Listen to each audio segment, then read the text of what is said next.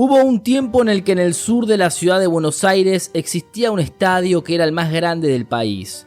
Un club que le ganaba a los gigantes, que viajaba por Europa enfrentando a los mejores equipos del mundo y que incluso fue campeón del fútbol argentino. Pero hoy, ese mismo club no tiene estadio propio, fue desafiliado varias veces y lucha por no desaparecer en las categorías más bajas. Esta es la historia de cómo Sportivo Barracas pasó de ser protagonista en la élite del fútbol a convertirse en un club tradicional olvidado. Todo comenzó el 30 de octubre de 1913 en el barrio porteño de Barracas, en una asamblea realizada en el Salón Cabour. Vecinos de la zona, encabezados por Antonio Albelleira, decidieron fundar una institución deportiva, social y cultural que representara al barrio. Las reuniones previas se habían llevado a cabo en el histórico Café de Campos y desde el primer momento el entusiasmo fue total. Los jóvenes del barrio se acercaron rápidamente para formar parte de este nuevo proyecto que empezaba a tomar forma. Uno de los primeros grandes pasos fue la inauguración de una cancha de pelota paleta en octubre de 1914, una decisión clave que comenzó a posicionar al club dentro de la ciudad.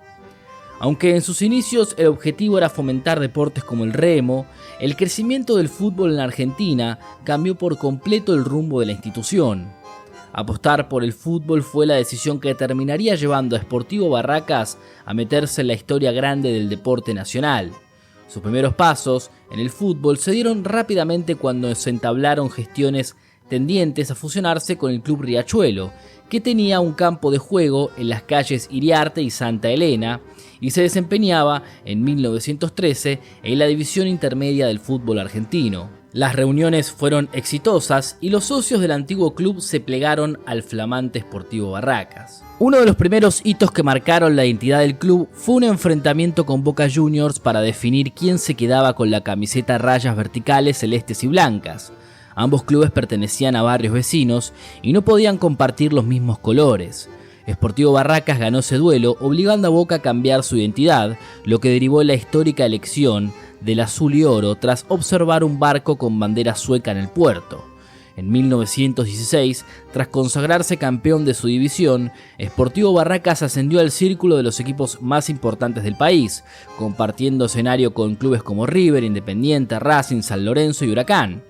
En esos años, el equipo logró consolidarse con buenas campañas, destacándose en los torneos de 1917 y 1918, donde finalizó quinto entre más de 20 equipos. Pero la verdadera época dorada llegó en la década del 20 y principios de los 30. En 1921, Sportivo Barracas se consagró campeón de la Copa Competencia Jockey Club tras vencer a Nueva Chicago por 2-1.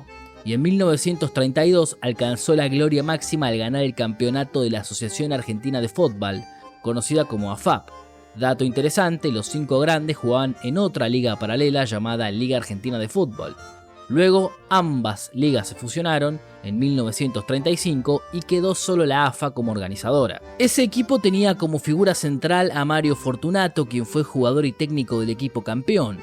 A lo largo de esos años, el club contó con futbolistas de enorme nivel como Felipe Cherro y Roberto Cherro, los hermanos Mario y Juan Evaristo, Pedro Marazzi y Carlos Peuchele. En 1929, Sportivo Barracas dio otro gran paso al realizar una gira por Europa, algo reservado para muy pocos clubes en aquella época.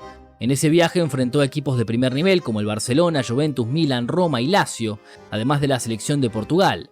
En total disputó 14 partidos con 8 victorias, un empate y 5 derrotas, marcando 28 goles. Entre los triunfos más destacados se encuentran las victorias ante Milan, Napoli, Lazio, Barcelona y la propia selección portuguesa. La gira dejó una imagen muy positiva de fútbol argentino en el viejo continente y consolidó el prestigio internacional del club. Ese mismo año también emprendió una gira por América, visitando países como Chile, Brasil, México y Estados Unidos, donde continuó sumando victorias y demostrando su nivel competitivo. Mientras tanto, en Barracas el club construía un estadio que se convertiría en uno de los más importantes del país. Inaugurado oficialmente en 1920, llegó a tener capacidad para 37.000 espectadores, siendo el escenario principal de los partidos más relevantes de la época. Allí se jugaron encuentros internacionales, torneos sudamericanos y partidos de la selección argentina. En ese estadio ocurrió uno de los hechos más icónicos de la historia del fútbol, el primer gol olímpico.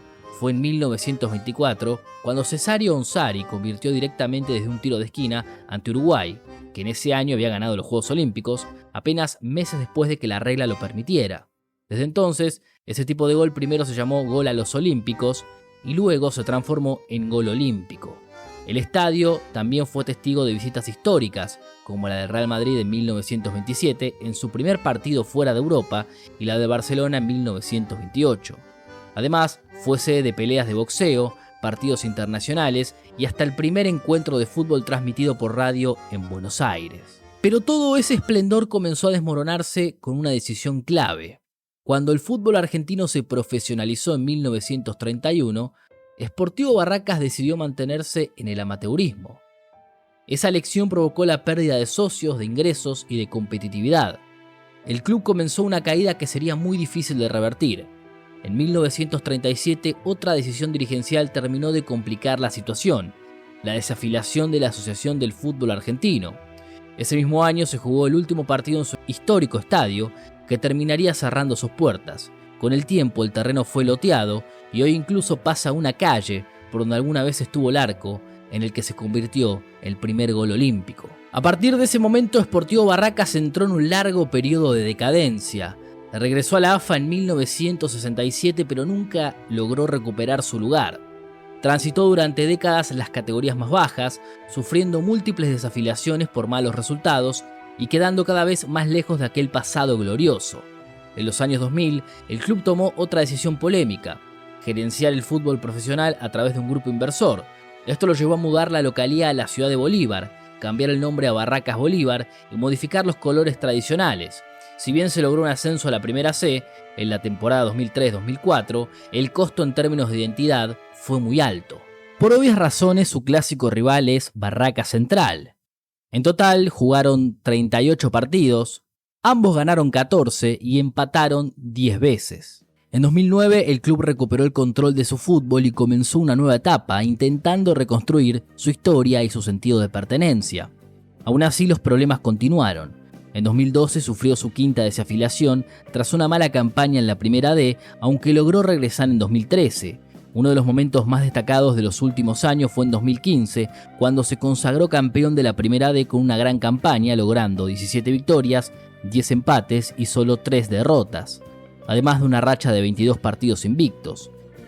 Ese título le permitió volver a competir en categorías superiores y disputar la Copa Argentina. En ese torneo enfrentó a equipos de primera división como Vélez Sarsfield y Lanús. Incluso se cruzó con Gimnasia y Esgrima de La Plata en un partido que tuvo la particularidad de tener en el banco rival a Diego Armando Maradona. Actualmente Sportivo Barracas compite en la Primera C, la tercera división del fútbol argentino, y no cuenta con estadio propio. Hace de local en el Estadio de Almagro, a más de 20 kilómetros de su barrio de origen, lo que refleja de manera clara la distancia entre su presente y su pasado. A pesar de todo, el club mantiene viva su identidad. Apodado El Arrabalero, representa ese espíritu de barrio, humilde y resistente, que se niega a desaparecer. Incluso en medio de crisis, mudanzas, cambios de nombre y decisiones dirigenciales cuestionables, sus hinchas siguen acompañando, sosteniendo una historia que merece ser recordada. Porque al final Sportivo Barracas no es solo un club, es el reflejo de lo que puede pasar cuando las decisiones cambian el rumbo de una institución. Es la prueba de que la gloria no siempre es eterna, pero también de que la identidad puede sobrevivir a cualquier caída. Si te gustó el video, no te olvides de darle me gusta y suscribirte. Gracias por llegar hasta acá. Te mando un abrazo grande.